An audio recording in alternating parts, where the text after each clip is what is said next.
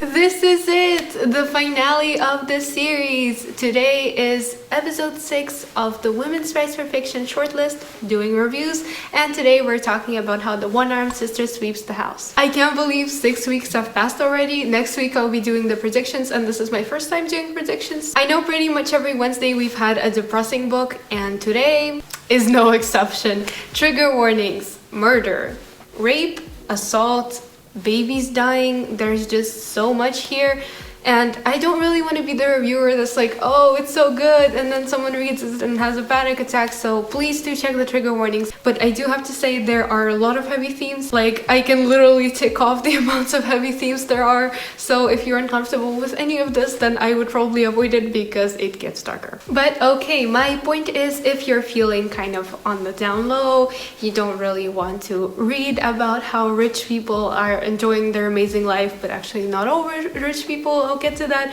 while there are literally people dying in the dark side of Barbados. Things are going on. It's not exactly the paradise that everyone makes it out to be. It's set in Barbados, like I said, in one of those luxury places where there's like beaches and lots of manners and tourists enjoying themselves. But the author really highlights the dark parts that go underneath all of these resorts that no one really consciously thinks about. And so Cherry Jones paints a grim reality that is sadly true for a lot of people today. These people, they're selling themselves for a couple of American dollars, they're being abused, there's just so much crime, and they can't really get help from the hospitals because the hospitals aren't really equipped to deal with the onslaught of people who have suffered, and they also don't really have the equipment for it. Yeah, and if they turn to the police isn't going to help because they're as corrupted as the people who are committing these crimes, essentially.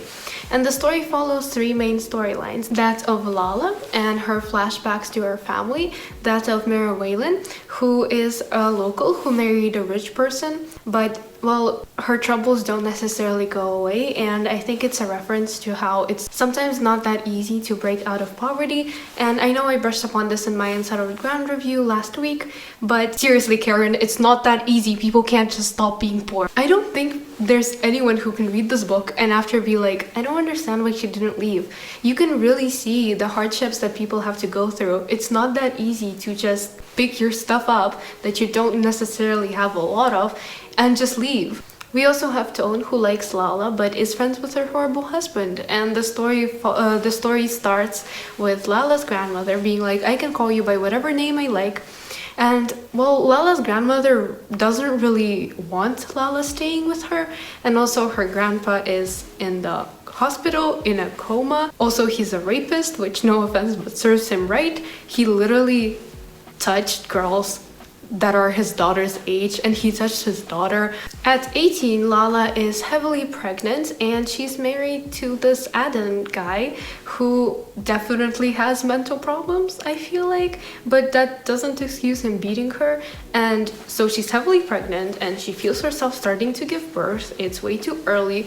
She's bleeding. She doesn't know what to do. He's left. So she goes to her next door neighbors, who, by the way, live in a huge, expensive manor, which doesn't really make sense because their house is very like dilapidated and broken down, while they have this huge like columns and a pool like right next to them. That doesn't really make sense in my opinion for a layout. I've never really seen these kinds of resorts have that kind of situation where there's such a visible disparity between the money that people have.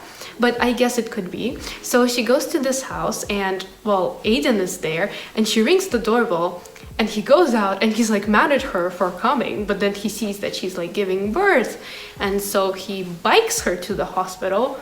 He bikes her. He's like, keep your legs up. Keep in mind, as she's bleeding, as she's like giving birth, he's biking her on the back of his bicycle to the hospital. And then when he gets to the hospital, she barely has the baby. They barely save it. It's like all blue. They place it into the like recoverment like center, just this little cot, and there's doctors making sure it doesn't die, but they don't really have the resources to help it. So it's just a game of like, please say it will survive. It's just a game of hoping. It's not really medicine. So she's having the baby there. She's being stitched up because she lost so much blood. He looks at the baby. he doesn't really look at it, he just like makes sure it's there, and then he turns to his wife and he's like, oh, good, you had our baby, it survived, and now you're being stitched up. Oh, and like, sorry, I'm gonna have to leave for a few months because I murdered someone. Father of the year, he leaves her to find her way home after, as she's still in stitches. She gets a taxi, but it's like the roads are not that good, so she's like shaking. Her baby's there, she doesn't have 50 hands to carry it. It's not an ideal situation by far. It's really, really horrible for her to go through. And then we cut to the woman Mira, who's having a mental breakdown. I wonder why. She just saw someone die. Basically, a robber went into their house. And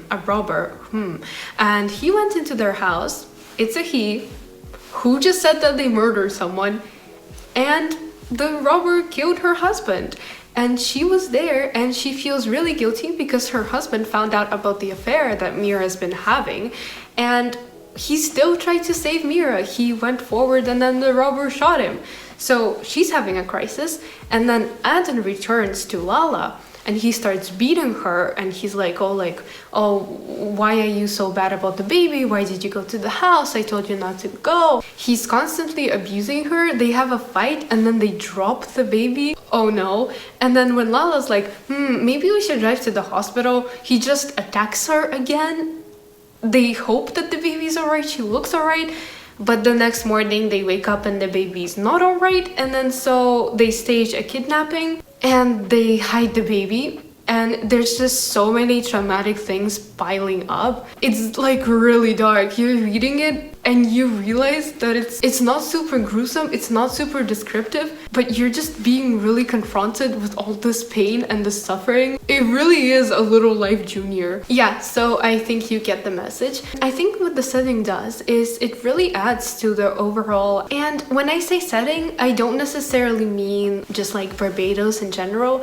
I think there's really three main settings here: Lala's house, the beach, and Mira's house, and all of them represent something. So for example, Lala's house, it's the safety that she was hoping for by marrying Aiden, but it turns into her hellhole, it turns into a prison because he's abusing her. Then we have the beach, where it's this paradise where families go to take long strolls, swim by the sea, enjoy ice cream, have their hair braided by Lala, by the way, who works as a hair braider. It's where baby gets taken and she lies in the cold alone, and they find her eventually, and a whole other scandal breaks out and the police get involved. And then we also have, for example, Mira's house, where she represents this like local who made it, the local who found a rich white man from abroad to support her, but she genuinely loves him and he loves her. So they're living in this huge giant mansion with kids. It's not really all of their problems that are happening to Lala. It's not something that they face on a daily basis. They don't struggle to survive, even with the gates that they have, even with the security that they have. I think it's really critical to remind ourselves that they're not safe from the outside world either, and their wealth can't protect them from this claustrophobic feeling that the island imposes, because they have this horrible event break out, well, relatively soon into their married life. It's really fabulously effective what the author does with the story. The settings,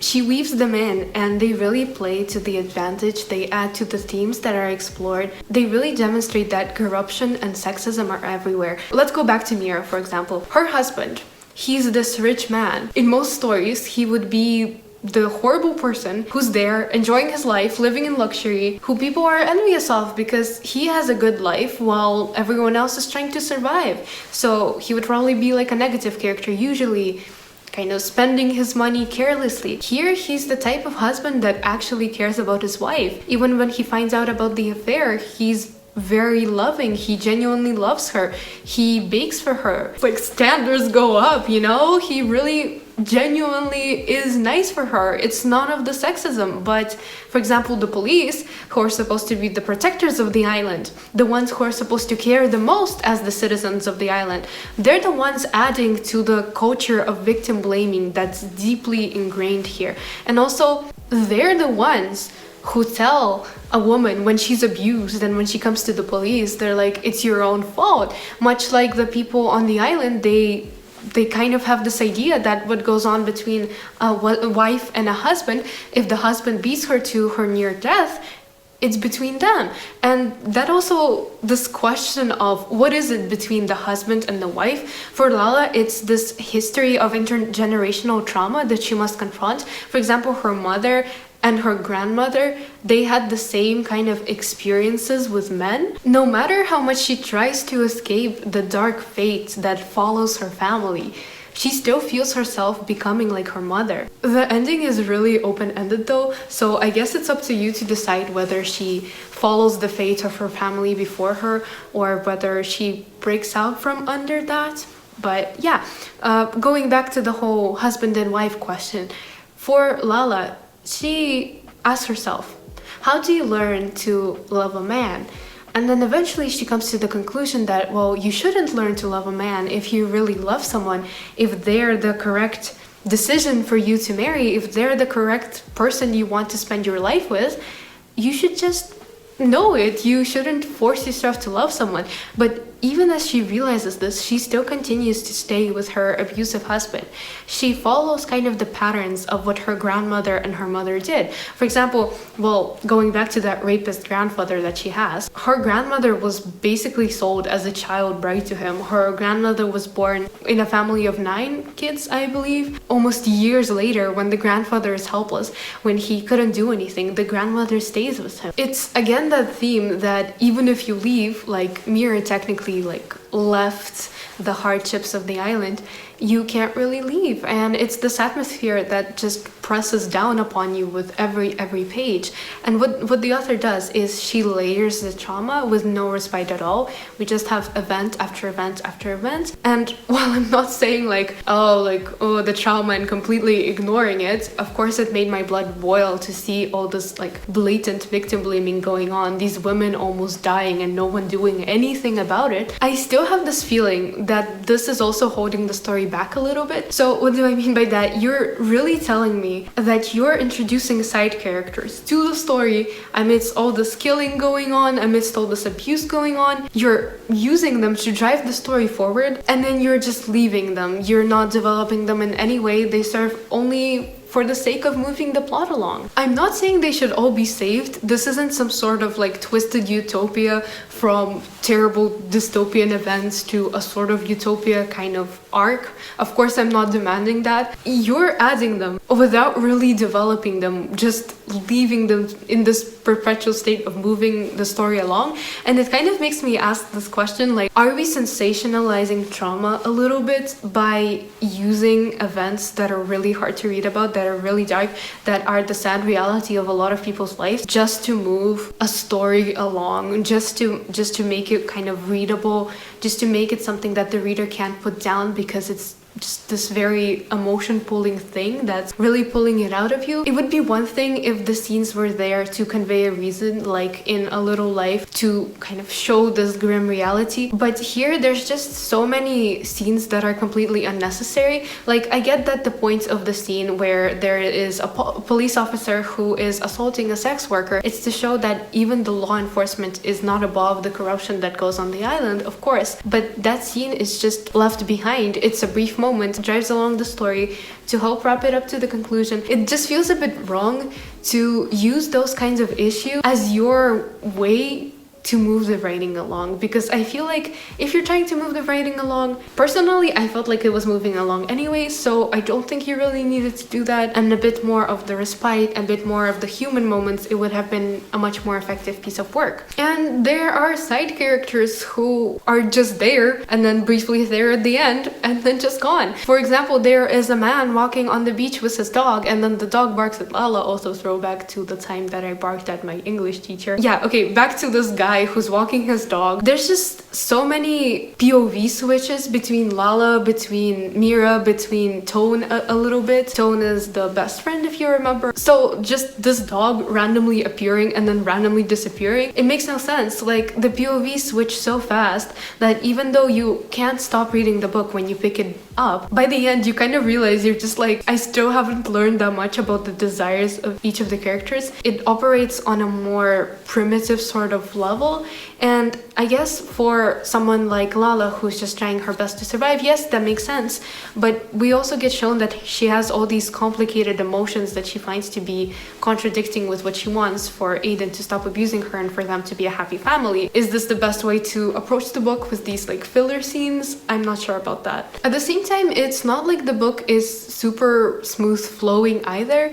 It's a bit like disjointed. You kind of get this feeling that you're watching a depressing movie at 2 times speed, even at the like neck-breaking speed at which we're hurtling. I think the author still manages to explore the themes pretty well. Yeah, so back to the whole language thing. Lala's mother was called Esme, and that was because Wilma, so Lala's grandmother, she was like, oh my god, like the baby is me. It looks like me. It's a little part of me. And the nurse misheard and she's like, Esme, that's a wonderful name. Let's call her Esme. So that's how it came about. And Wilma saw herself in Esme, but actually Esme was completely different. She married for love, fought for her daughter rather than for her marriage, while Wilma didn't. But then Esme met a tragic end from the hands of the person who she thought loved her. And it just raises this question, what's better, this tragic ending for Esme or this long life filled with suffering with a man that she doesn't love for Wilma? And for example, at the beginning of the book, the title was explained, How the One-Armed Sister Sweeps the House. So I thought this was going to be a disability book, but it's actually not. Lala's grandmother tells her the story that I think all grandparents have told their grandchildren at some point, like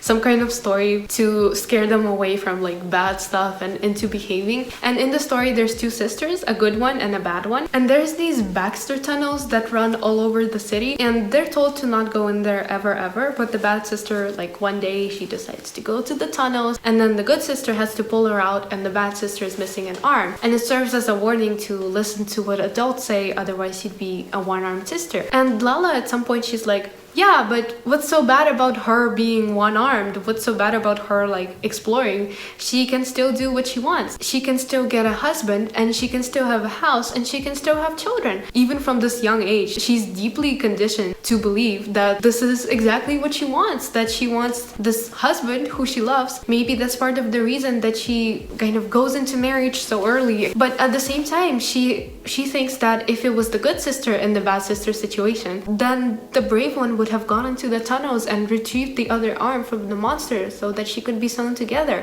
And so she has this very deep admiration for the bad sister, even though Lala is doing what the good sister does. She's behaving like it. She's making her husband her priority. That's why she doesn't leave even when she can. Or for example, going back to names, the place is called Paradise, but as we can see, it's far from it. Actually, Lala forgets the name of her husband, and she thinks that when he's abusing her, if she just remembered his name, he would stop. And it's again this representation that he's taken the power away from her because she doesn't even know his name by this point. Okay, I honestly think this was an okay debut, but over the course of these last 6 weeks, I have read a lot of depressing books, and I think it's just gonna take a bit more. So I ended up giving it 3 stars. That's it for this review. Wow, I really can't believe this is it. So watch out for those predictions. Thank you so much for watching. Hope you like and subscribe. Thanks so much for watching, and goodbye.